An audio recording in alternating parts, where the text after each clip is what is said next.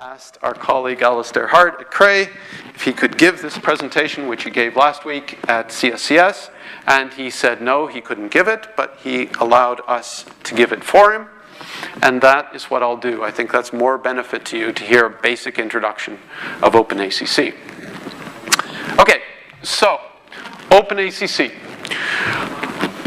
Let's just go back to the first two talks, CUDA and CUDA Fortran, and what is important about programming, what is important in programming GPUs? Well, you need lots and lots of parallel tasks. For example, loop iterations, right? Each parallel task is going to be mapped to a thread within a thread block, which is then mapped to a core, essentially. You need a lot of these to fit onto the streaming multiprocessor to hide. You need a lot of these thread blocks to map to the streaming multiprocessors to hide the latency. And then within those thread blocks, you need lots and lots of parallel tasks. Overall, why did I choose this number? That's the number of cores on a Kepler K20X. You don't need just that number. It's much better to have an oversubscription, so 10 to the 4th, 10 to the 6th even, of parallel tasks. Okay, loop-based codes are the things which GPUs do well from the SIMT paradigm that it employs. Okay, your inner loop, this is very important, has to vectorize. Why? Because within the warp, all of those datums, right, are being performed in unison, right? 32 threads at a time doing the same operation. Branches in the inner loop are bad. That's a well-known fact. However, you can't tell that to the scientist because these branches are sometimes unavoidable. You have to make the branches in the inner loop, if there are any, quite simple. And not too many of them. Okay. Memory has to be accessed in the correct order. Dimitri already mentioned this. The inner loop index should be the fastest moving index, the innermost loop. And he already mentioned the concept of coalesced memory access. You're taking one vector at a time, and you want that vector to be accessed contiguously. Okay, so what does this mean for the programmer? Well, there's no, I'll mention this again, Dimitri mentioned it, I mentioned the last talk, there's no mechanism for synchronizing between thread blocks, right? You have to do that on the host, and it's your own responsibility. The thread blocks could execute in any order, right? Launching kernels is cheap. You can have lots of kernels, that's not an issue. The mechanisms for launching them are lightweight, but the thing to be very careful about are the copies across the PCI Express between the CPU and the GPU, right? And you have to have a certain data locality, right? To keep your data on the GPU for its entire life and not push it back and forth when it's not necessary. It's called data sloshing. That sometimes means you have to port much more of your application. All of the application which touches certain variables has to be then ported to GPU, and it's maybe a bigger task than you expect it to be. Okay? So, why a new GPU programming model? Aren't there enough ways? We mentioned CUDA. Dimitri mentioned CUDA. I mentioned CUDA Fortran. There's OpenCL, which I mentioned. Well, these are really quite low-level paradigms, and they're closely coupled to the GPU, right? And the user needs to rewrite the kernels in this special language. Admittedly, it can have a C appearance or a Fortran look, but it is a rewrite. It can be hard to optimize. It's actually simpler to program than you might think. It's a little bit difficult to optimize for a specific GPU, and it might change if you port it to a new accelerator. And there are going to be possibly multiple versions of kernels. If you have a CPU version and a GPU version, there are going to be multiple versions of certain subroutines. Okay. So the possible solution is directive-based programming. I quickly mentioned CUDA Fortran has some sort of directives. The idea here is the same. You have one basic or source code version, which is easier to maintain, obviously. One source, essentially.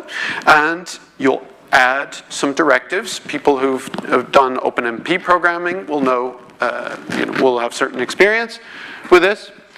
And the compiler is going to do the complicated things like moving the data to the GPU and back in a way which is, in essence, hidden from the programmer. It also does the scheduling, it launches the kernels, and it tunes wherever it can. Okay, there is a potential sacrifice to this, right? Possibly you won't attain the very highest performance conceivable. Now, people would say, oh, that's terrible, we want the highest performance. On the other hand, how many people are still programming in assembler these days? No, you need higher level abstractions to make it easy enough to program fairly complex things. If it were only about performance, everyone would be programming in assembler. So that's an argument for a high level directive-based approach. Okay, so OpenACC came out at Supercomputing 2011. In its first version, it's a consortium which was basically founded by NVIDIA, PGI, Cray, and a company named CAPS from France, and with the mission to define directives for a directive-based approach. Okay, now at this point we have a standard from this OpenACC's consortium, OpenACC 2.0. That's been implemented in three compilers. GCC has just announced, or GNU has just announced, that they will also implement OpenACC. That's a big win for OpenACC. Those started in late 2013. But basically, we now have support for 3 different compilers for this standard. Okay, so there are some risks associated, right? You would like to know, as a developer, are there machines for my OpenACC code to run on? And of course there are. Basically any NVIDIA-based machine will run OpenACC codes. Like I say, there are a number of different compilers available from different vendors. In the future, obviously PGI and CAPS are committed to this, as is Cray. And some of the vendors are actually targeting other platforms, for example, AMD GPUs and Intel Xeon Phi. You can always run the code on the GPU, right? These directives, essentially, as OpenMP, essentially look like comments, and they don't affect the operation, shouldn't affect the operation of the normal code. Okay. Will OpenACC continue? It's a very interesting question. The 3 companies I mentioned are committed to this. The committee now has 18 partners. CSCS is one of them. They're working on a new standard, the OpenACC 3.0 standard. And maybe OpenACC will be superseded by something else. And, well, everyone wants the compiler to do it. Do all the dirty business. Well, we've been waiting for that for 20 or 30 years since high-performance Fortran was announced, and it still hasn't been achieved. So, if compiler writers can do that, great. But I wouldn't wait for that. How about OpenMP? Well, OpenMP 4.0 also has accelerator directives, and they're actually fairly immature. Because they started well after the OpenACC community. And even if OpenMP accelerator directives were to subsume OpenACC, you've already done most of the work because the syntax will be similar if not identical. just as when OpenMP was introduced and there were previous OpenMP-like directives, which then were fairly easy to port to OpenMP. PGI and Cray are also very active in the OpenMP Accelerator Subcommittee. Okay, so just a final comment. What sort of codes accelerate well with OpenACC? Well, they're loop nest-based codes, right? Like the triply nested loop I mentioned previously. They should have well-defined trip counts. At compile time would be ideal. Usually that's not the case. At runtime, that is what you would expect. While loops don't work very well, right? That's not the type of thing OpenACC does well. The data structures should be ideally simple arrays. Derived types are supported, but there are some issues with derived types. Okay, there should be large numbers of iterations. The trip counts of these loops should be very, very large. At least in the thousands, if not 10,000s, or hundreds of thousands, or millions. And the loop should span as much code as possible. However, that turns out not to be so important. Even small loops, if they're intensive, compute intensive, they actually work fairly well. And ideally, not too many if statements within the innermost loop.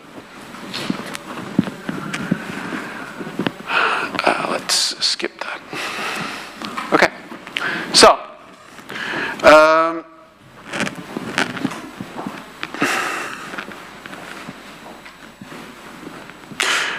so the idea would be to modify the original source code with directives. This is an example. In C, you have a keyword pragma to introduce the OpenACC directive. In Fortran, you have bang $ACC to introduce a directive, obviously ignored for CPU operation. Line continuation, that's supported. Sometimes these directives can become very long. Ideally, the OpenACC code should be identical to the CPU code. The only differences should be these directives. In reality, when you actually go out to implement an algorithm, that tends to be a little bit difficult, and there are going to be some cases where you need to program differently for the OpenACC part of the code, right? Meaning that you have to make some sort of an if-def to decide whether OpenACC is defined or not. Obviously, you want to keep these code portions to a minimum. Why would you need to do that? For example, there are certain optimizations which are good for GPUs but bad for CPUs, for example. Okay, so let's give you a first example. This is, I've already treated this example. This is the sum of two arrays. One, A and B, obviously being read-only, C being write-only.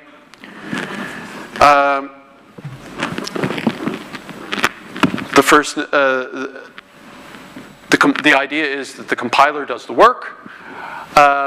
It will recognize that these variables, there's a parallel loop directive, which I'll talk about in a minute, identifies that the loop should be on the GPU. It should identify that these variables are going to reside on the GPU, as is this one. It should do the copies automatically at this point, and then copy them back to the host at this point, all automatically. So the loop will be then scheduled automatically and with certain grid dimensions and thread block dimensions. And one minor difference between OpenMP. OpenMP, the directives only apply to the outermost loop, but here it applies to the entire loop nest. Okay. Caching is going to be done more or less automatically by the compiler to optimize performance, make use of shared memory, which we didn't talk about, and then any sort of tuning is going to happen with additional clauses on the directives. Okay, so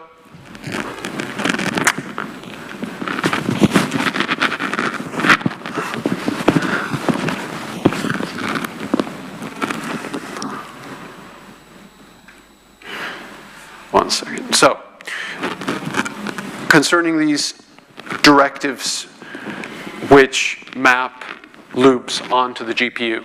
So there's two options. You have something called parallel loop and kernel's loop, and there's a very fine line between them. The reason for there being two possibilities to map loops onto the GPU is historical. This paradigm came essentially from PGI, this one from Cray, and there's some fine distinctions between them, which I won't go into. For the time being, we'll just talk about the parallel loop directive.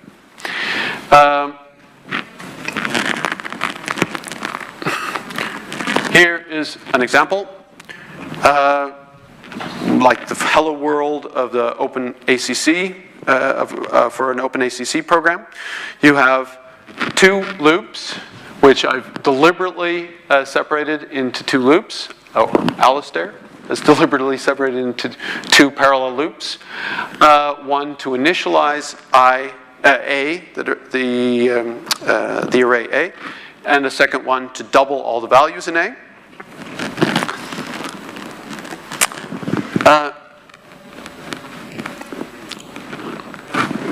Compiler creates two kernels, one for each, right?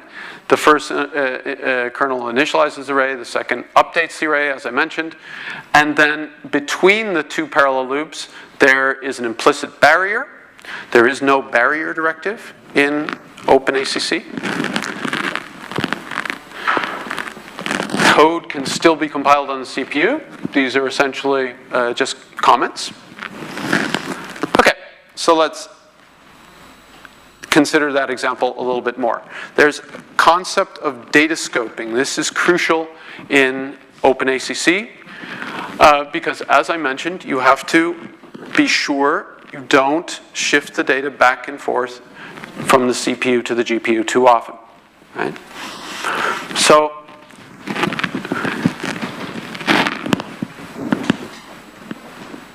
in thread parallel programming, things get a little bit more complicated.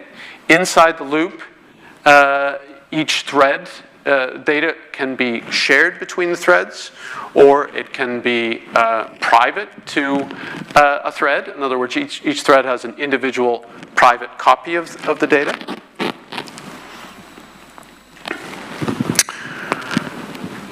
That can be done automatically by the compiler. It can make certain default assumptions, or it can be done explicitly by the programmer. If you get the data scoping incorrect, you can actually get inconsistent answers, even if sometimes the compiler gets the default wrong. So here's a quick example of a for loop in C. Okay. Want to make sure that the answer is the same, same when executed in parallel as in serial. Well, let's see, we have A. This is obviously shared between all the threads. It's got to be the same A. We have a temporary variable T, which is going to be specific to the thread and incremented only on that thread. And then I, similarly, indices are going to be private to the thread. There's also a concept of first private, which takes on some initial value and is then private to the thread. And things like loop limits are often first private. So arrays, shared, temporaries, private, and loop limits, first private. Okay. In OpenMP, you have exactly those data scoping qualifiers. In OpenACC, it gets a little bit more complicated because it's not only about whether it's shared private or first private, it's also whether the data is on going to the GPU, coming from the GPU, etc. So you have a copy in qualifier, which says that a variable is read only on the GPU, copy out, write only, read write is copy, or created on the GPU. So, parallel regions, I've already mentioned this. You can have scalars are private by default within a parallel region. Arrays are shared by default, but you can explicitly define them as something different, and that overrides the automatic default settings. And then, for safety reasons, you can set default none, and that forces you to explicitly define everything, or you'll get a compiler error. So let's take the same version and make it a little bit more specific. Well, here we're saying that A is copy out, and obviously this is write only, and A here comes in and it goes out. That might make it a little bit more efficient, but obviously the A is needlessly moved between the kernels, and that's called data sloshing, as I mentioned previously. Okay, so what do you do about this data sloshing? Well, there's a concept of data regions to allow the data to remain on the accelerator.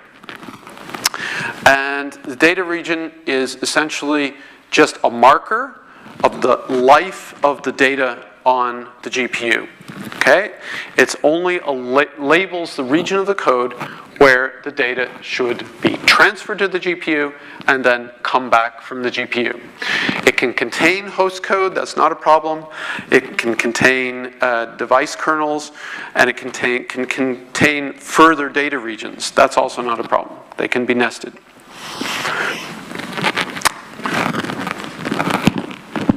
Okay, but the problem is that within this data region, you essentially have two versions of all of the data, which you've explicitly created or copied to the GPU.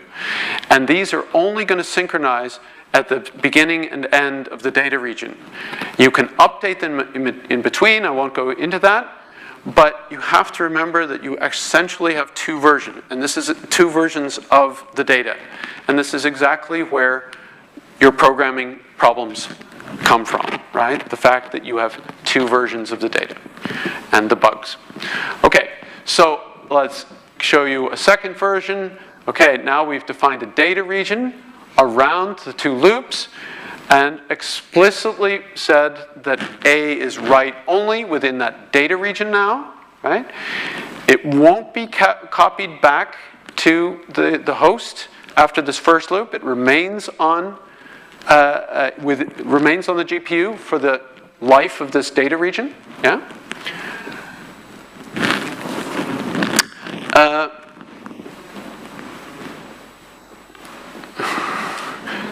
The data, as I said, are only moved at the boundaries of the data region, and there's no compiler-determined movements for those arrays which are specified in the data region. There's no synchronization within the data region. I already mentioned that. There is specifically here, there's no synchronization. However, there is an update directive with which you could update A. Okay, so this is a further complexity you have that obviously you have a calling hierarchy, right? Subroutines calling subroutines calling subroutines. And you want to be able to access the data on the GPU, which has been copied within a data region. Well, if the compiler can't see that A A here is actually B over here in the subroutine. So an additional keyword present was added to determine or to state that, oh, I know that B is actually present on the GPU at this point, and therefore you can rely that it's there and can be utilized on the GPU. So if B were not there, in other words, if you had forgotten to copy A over to the GPU, it would give you, if there's some sort of lookup table, it will give you some sort of runtime error. So this is a way to indicate the presence of GPU variables within the call hierarchy, from one down to the lowest level subroutine.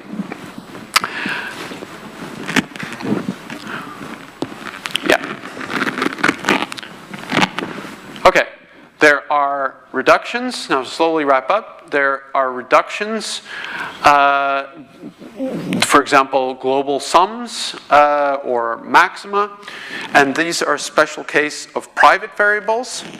And since they are private variables, in other words, specific to a thread, you have to have use additional keywords to indicate that it's being reduced over all of those threads, right? So there's a reduction operation, for example, of an addition of T, and adding that to the parallel loop, we'll say at the end there'll be some sort of global summation over all the threads. Similarly, a reduction for maximum, minimum, and so forth. Okay.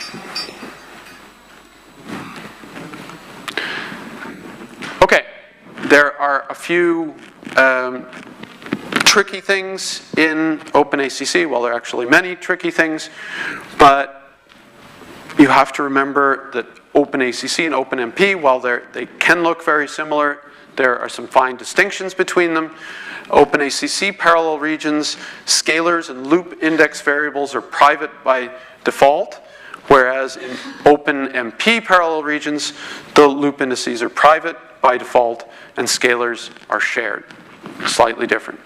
And that can, of course, lead to some surprising errors, which if you're used to the one paradigm. So if you're translating OpenMP code to OpenACC, conceptually it's fairly easy, but there are some tricks which there are some key differences you have to keep in mind. Okay, quick summary of the directives. There are the compute regions. That's the parallel loop or the kernel's loop. There are data regions to keep the data on the GPU, on the device, for long sections of code. That's crucial in order to avoid unnecessary copies back and forth. With the accelerated loop nests, parallel and kernel directives, the data regions I mentioned. Within the data regions, there's no automatic scoping. Then for shared variables, you have to, in addition to specifying them shared, you have to specify if they're read-only, write-only, or read-write, or created on the GPU. There are private clauses, including the reduction operation, special case of private variables, and present clause, crucial for nested compute regions within the data region at a much lower level of the call tree. Okay. So that was more or less the presentation. At this point, you should know essentially enough to start writing OpenACC code. It's not that much more complicated. What's the rest of it? Well, the rest of it is essentially tuning, improving the performance. There are a lot of options available to do exactly that, blocking factors, et cetera, et cetera.